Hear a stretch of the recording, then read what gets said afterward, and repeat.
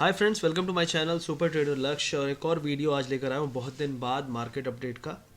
आप लोग को बताया नहीं, लेकिन मेरी तबीयत ठीक नहीं थी काफ़ी दिनों से। फिर भी अपन चिट चैट कर सकते हैं, लेकिन थोड़ा बोलने लायक हालत नहीं थी। बट स्टिल थोड़ा बहुत काम तो करना ही पड़ता है, राइट। आई होप आप सभी लोग अच्छा काम कर रहे होंगे और आप सभी के लिए ये मार्केट का जो भी हफ्ता 2 हफ्ता है ठीक ठाक गुजरा होगा, अच्छा भी गुजरा होगा, तो बहुत अच्छी बात है। अब हम यहाँ पे बात करेंगे मार्केट अपडेट्स की और क्या पॉसिबिलिटी बन सकती है मंडे को। एक चीज़ बहुत इंपॉर्टेंट है यहाँ पे कि मार्केट एक बहुत क्रिटिकल जंक्चर पे है। उसके बारे में मैं फिर दोबारा कोई वीडियो बनाऊंगा वीकेंड में अगर टाइम मिला तो। लेकिन पूरे ग्लोबल मार्केट्स एक बहुत इंपॉर्टेंट जंक्चर पे हैं, एक बहुत इंपॉर्टेंट पॉइंट पे हैं जहाँ पे बहुत हाई पॉसिबिलिटी है। मतलब मैं आपको बोल सकता हूँ मेरे एनालिसिस के हिसाब से सारे जितने भी बेस्ट केस सिनेरियो सब कुछ लेने के बाद भी there is a high possibility of may be 70 to 80% कि यहाँ से मार्केट को एटलीस्ट 7 to 15% का करेक्शन होना चाहिए अगले 1 से 2 महीने में। 7 to 17%, ऑलमोस्ट 15-17%। और जो मिनिमम केस लग रहा है वो लग रहा है 5 to 7%। तो मैं कहूँगा 5 to 15% आप एक नॉर्मल सिनेरियो लेकर चल सकते हैं। और इसकी पॉसिबिलिटी विद इन 1.5-2 मंथ्स है। उससे पहले ही हो सकता है, क्योंकि उसके बाद फिर हो सकता है कि नई होप में एक नई रैली स्टार्ट हो, लेकिन उससे पहले एक करेक्शन हो सकता है। बहुत हाई पॉसिबिलिटी। बहुत सारे स्टॉक्स जो हैं वो इस टाइप के स्ट्रक्चर में हैं, जैसे जो यूफोरिया फेज होता है, पूरा का पूरा मार्केट यूफोरिया में है। अगर आपको बोलो अनचार्टेड टेरिटरी बोलते हैं निफ्टी में स्पेशली। बैंक्स में इतना नहीं है, लेकिन निफ्टी में जो स्ट्रक्चर उसने बनाया है वो अपने ही वजन से गिर जाएगा।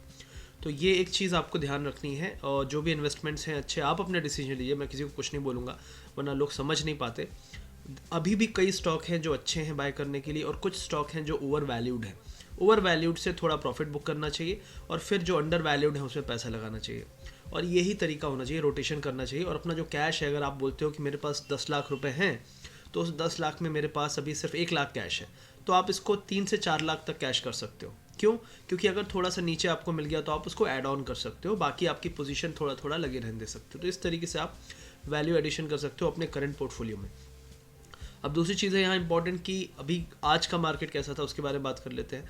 तो ओवरऑल आज काफ़ी मॉर्निंग में वीकनेस थी, उसके बाद एक रिकवरी आई। US future thanks again minus में था, 100 पॉइंट्स वहाँ से रिकवरी हुई। तो जो पूरा गेम चल रहा है वो यूएस से चल रहा है। कितना भी आप दिमाग लगा लीजिए, कितने भी अपनी पीठ थपथपा लीजिए, अगर ट्रंप ना होता और उसका जो ये कंटिन्यूस एक डिज़ायर मार्केट को पुश करने की नहीं होती, तो बड़े बड़े एनालिसिस फेल थे। क्योंकि दुनिया में पहली बार इतनी लिक्विडिटी डाली जा रही है पूरे ग्लोबल मार्केट्स में। उसका रीज़न किसी को नहीं पता। आप किसी से भी पूछ लीजिए, वॉरेन बफेट रह गया 100 बिलियन जेब में रखे रखे, तो हम आप क्या चीज़ हैं। तो सीधी सी बात है कि ये एक ऐसी चीज़ हुई है, और पूरा का पूरा फेड और जो सेंट्रल बैंक्स का खेल है, और इसे आपको समझना पड़ेगा। अब यहाँ पे आप देख सकते हैं कि जो अपना निफ्टी है, तो उसमें आपके सबसे बड़े जो गेनर्स हैं वो रिलायंस इन्फोसिस है। यही स्टॉक हैं जो अभी वीक थे 1-2 दिन पहले, और काफ़ी दिनों से वीक ही चल रहे हैं, बहुत ज़्यादा रैली नहीं आ रही है। और जो सबसे स्ट्रॉन्ग स्टॉक थे उनमें प्रॉफिट बुकिंग आई है। तो ये जो पूरा का पूरा मार्केट है ये बैलेंस करके आज क्लोजिंग दी गई फ्राइडे को। अब मंडे से मेरी ये पॉसिबिलिटी लग रही है कि अगला जो हफ्ता है मोस्ट प्रॉब्ली कंसोलिडेशन से लेके करेक्शन का स्टार्ट होना चाहिए अगले हफ्ते।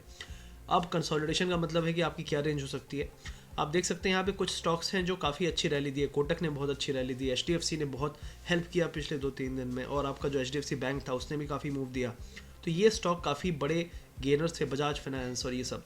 तो अभी इस हफ्ते इन सभी में प्रॉफिट बुकिंग होने के चांसेस हाई हैं।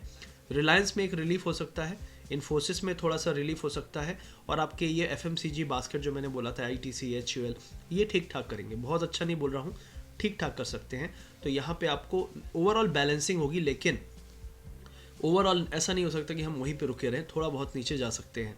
ओवर लेवल्स में बात करूँगा निफ्टी बैंक निफ्टी में। तो ओवरऑल आज का जो दिन था मेरे हिसाब से स्ट्रॉन्ग स्टॉक्स में प्रॉफिट बुकिंग, और वीक स्टॉक्स में जो था थोड़ी सी रिकवरी, थोड़ा सा बाउंस हुआ है जो आप बाइंग देखोगे। अब हम देख लेते हैं यहाँ पे ग्लोबल मार्केट, उसके बाद हम निफ्टी बैंक निफ्टी की बात करेंगे। तो ग्लोबल मार्केट्स में अगर आप जाएंगे तो यूएस फ्यूचर फ्लैट है, माइनस चल रहा था, अभी ऊपर प्लस में आ गया है। तो कुछ खास यहाँ मूवमेंट हो नहीं रहा है। और एक और इम्पॉर्टेंट पॉइंट है कि पूरे वर्ल्ड मार्केट हाई पे हाई बना रहे हैं, लेकिन वॉलेटिलिटी कम क्यों नहीं हो रही है। बहुत इंपॉर्टेंट पॉइंट है। मैंने आपको डॉलर का एक चार्ट बना के दिखाया था। तो डॉलर करंटली इंडेक्स 89.77 है, और ये 88-89 के आसपास बॉटम बनाएगा, क्योंकि वहाँ पे लास्ट बॉटम था। अब इसमें 1 हफ्ते लग सकते हैं, 2 हफ्ते लग सकते हैं, उसके बाद बाउंस जो होगा तो 91-92 तक जाएगा, और वही एक ट्रिगर मेरे को लगता है जो आ सकता है अगले कुछ हफ्तों में। तो इस पे नज़र रखिए। 89.7 है, जैसे ही 90-90.5 क्रॉस करेगा आप समझ लो कि बॉटम बन गया और एक रिवर्सल हो सकता है 92 93 तक का। तो ये पहला व्यू मेरा है डॉलर के बारे में जो पूरे ग्लोबल मार्केट्स को बदल के रख देगा। दूसरी चीज़ है डाउ जोन्स भी मैंने आवरली चार्ट में यहाँ पे लगा रखा है आपका, तो ये एक वेज पैटर्न बना रहा है, बहुत प्रॉपर तो नहीं है, थोड़ा यहाँ पे ब्रेकडाउन्स के फेक ब्रेकडाउन्स हुए हैं, लेकिन स्टिल वीकनेस आ रही है क्योंकि हाइज आप देख सकते हैं बहुत कमज़ोरी से बढ़ रहे हैं और लोज भी ठीक है। लोज तो आपको बोल रहे हैं कि ठीक ठाक है हाल, लेकिन ये जो 2 ब्रीच हुए हैं ये आपको थोड़ा डाउट क्रिएट करता है कि ये क्या था। तो अगर यहाँ से आपको दिखता है कि कोई ब्रेकडाउन पॉइंट, तो मेरे हिसाब से 29,750 एक लेवल है। अगर किसी भी केस में यूएस यहाँ से रिवर्स होता है तो इस लेवल के नीचे क्लोजिंग हो गई तो समझ लो कि यहाँ से रिवर्सल स्टार्ट हो गया है। कितना बड़ा रिवर्सल आ सकता है, मेरे हिसाब से ये एरिया है 28,800 सबसे पहला आपका टारगेट होना चाहिए, जो अप्रॉक्सीमेटली यहाँ से 1200 point, approximately 1200 point current level से है, लेकिन उस ब्रेकडाउन लेवल से 1000 पॉइंट का फॉल आ सकता है 4% का। तो ये पहली चीज़ आपको दिख सकती है अगले हफ्ते। तो यूएस फ्यूचर पे नज़र रखिए, ऑलरेडी ये हाई से गिव अप कर रहा है, हर दिन गिव अप कर रहा है। तो आज अगर फिर ये गिव अप करता है तो मेरे हिसाब से ये मंडे को जो मेरा सेटअप मैं बोल रहा हूँ कि most probably profit booking start हो जाएगी, बड़े लेवल पे होगी, तो हो सकता है पॉसिबिलिटी मंडे से। तो यूएस का ये स्ट्रक्चर करंटली दिख रहा है।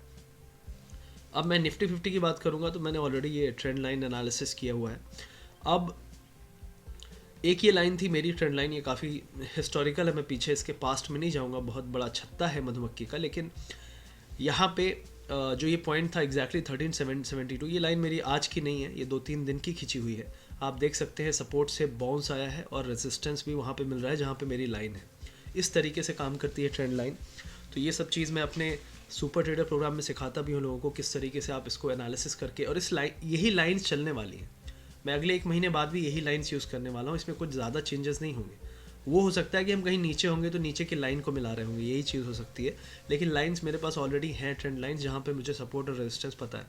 अब यहाँ से आपको 770 का एरिया है, यहाँ से डबल टॉप बना चुका है, ये फॉल आ सकता है यहाँ से बहुत ही आसानी से 685 जो आज का लो के आसपास था, इसको ब्रेक कर जाएगा। अगर हम दोबारा नीचे गए तो हम इसको ब्रेक करेंगे ही करेंगे, और अगला टारगेट आपका है 550 का। तो मेरे हिसाब से यहाँ से 200 पॉइंट का फॉल अगले हफ्ते आ सकता है मंडे ट्यूसडे में, इसके लिए आपको नज़र रखना है। और आपका जो स्टॉप लॉस होना चाहिए 13,800 के आसपास स्टॉप लॉस सेफली रख के फ्यूचर में पोजीशन ले लो या फिर आप कॉल सेल कर सकते हो। तो ये गेम प्लान बन सकता है आपका निफ्टी में। अब बैंक निफ्टी की बात आप करोगे तो बैंक निफ्टी में जो करंटली है इसने तो अपना वो जो रेजिस्टेंस लेवल है वहाँ भी नहीं गया, हिम्मत ही नहीं हो रही है इसकी। तो मेरे हिसाब से ये एरिया काफ़ी इंपॉर्टेंट हो गया और इसको ब्रेकडाउन दोबारा होने के चांसेस हैं।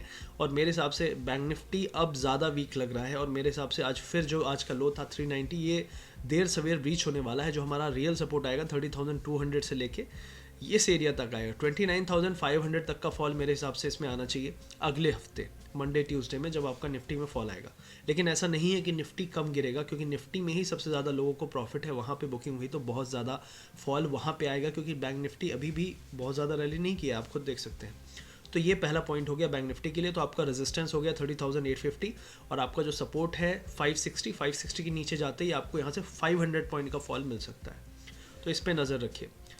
और ये एक और स्टॉक है HDFC बैंक, तो इसके बारे में भी सेम चीज़ है, मैंने ऑलरेडी एनालिसिस कर लिया। यहाँ पे बाउंस तो कोशिश कर रहा है, लेकिन ये आपका जो सपोर्ट था यहाँ पे रेजिस्टेंस लेके अब ये गिरना चाहता है। मेरे हिसाब से ये 1373 के आसपास फिर से जाएगा। तो किसी भी केस में मेरे पास इतना मतलब मैं नहीं कह सकता आपको कि आप इसको क्या करिए, लेकिन मेरे हिसाब से सिर्फ एक चीज़ आप कर सकते हो, कुछ नहीं करिए तो सेफ्टी रखिए, 1425 का स्टॉप लॉस लगाइए अगर आप शॉर्ट करते हैं। सिंपल सी चीज़ है। टारगेट्स मेरे इस एरिया में दिख रहे हैं 1360 से लेके 1365 तक के। तो ये HDFC बैंक का है। दूसरा एक बड़ी घटना हुई है लोगों के साथ, बर्गर किंग। तो बर्गर किंग में काफ़ी अच्छी रैली एज उम्मीद के हिसाब से हुई, और उसके हिसाब से आपने देखा कि हम काफ़ी ऊपर गए, ऑलमोस्ट 214, और 214 के बाद आप देख रहे हैं सर्किट पे सर्किट लग रहा है, और सर्किट लगने के बाद आप देख सकते हैं 157 पे हम आ गए। अब लोगों को ये जो कई लोग फंस चुके होंगे, मैंने यहाँ पे 194 के सर्किट पे मैसेज किया था अपने टेलीग्राम में कि भाई ऐसे सर्किट रिवर्सल भी सर्किट में होते हैं, आप निकल नहीं पाओगे, तो कॉशन रखो, निकल जाओ, बेटर है। क्या है, लालच में तो कुछ रखा नहीं है। लेकिन मुझे पता है बहुत सारे 80% लोग नहीं निकलेंगे, जो निकल गए तो बहुत बधाइयाँ। अब हमारे टेलीग्राम ग्रुप में जाके मैसेज कर सकते हैं कि आप निकल गए हैं, खुशी होगी सुनकर, और आपने कितना प्रॉफिट बनाया वो भी शेयर कर सकते हैं। और दूसरी चीज़ है कि अगर यहाँ पे आप नर्वस हैं, फंसे हुए हैं, मेरे हिसाब से 135 से लेके 157 के एरिया में फिर से बाउंस होकर एक सर्किट स्टार्ट होगा, और वो सर्किट मेरे हिसाब से इस एरिया तक जा सकता है, फिर से 190 से लेके 180 के बीच में इस एरिया तक वो सर्किट जा सकता है। तो आपको बाउंस बहुत जल्दी ही आने वाला है, लेकिन मेरे हिसाब से इसमें फंसने की ज़रूरत नहीं है। जिसने यहाँ पे एंट्री करके कमा लिया, अब ज़्यादा इसमें नाच गाना मत करो, आप फंसे रहोगे। क्योंकि ऐसा नहीं है बुरी कंपनी है, मेरा सिर्फ ये कहना है कि ये कंपनी ने जो मूव दिया है ऑलरेडी साल 2 साल 3 साल की ग्रोथ को ऑलरेडी फैक्टरिंग कर लिया है। तो ज़्यादा यहाँ पे टाइम वेस्ट करने का फ़ायदा नहीं है। अगर आपको कभी 100 के आसपास मिले ज़रूर ख़रीदना, 190 के आसपास ज़रूर निकल जाना। ये सिंपल एनालिसिस आपको मैं बता के जा रहा हूँ। ओवरऑल ये सब चीज़ें शेयर करना चाहता था, बहुत ज़्यादा इसमें चीज़ें नहीं हैं। आई होप ये वीडियो आपको अच्छा लगा तो लाइक शेयर सब्सक्राइब ज़रूर करिएगा, और कमेंट में बताइएगा कि बर्गर किंग के बारे में आपका एक्सपीरियंस कैसा रहा। डेफिनेटली मैं सुनना चाहूँगा। Thank you very much.